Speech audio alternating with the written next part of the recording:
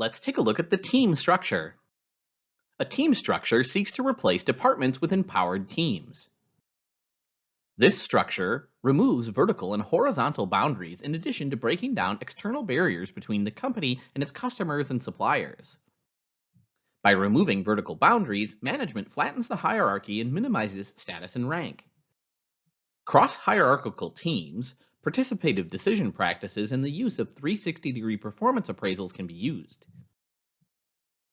The team structure provides a solution because it considers geography as more of a tactical, logistical issue than a structural one.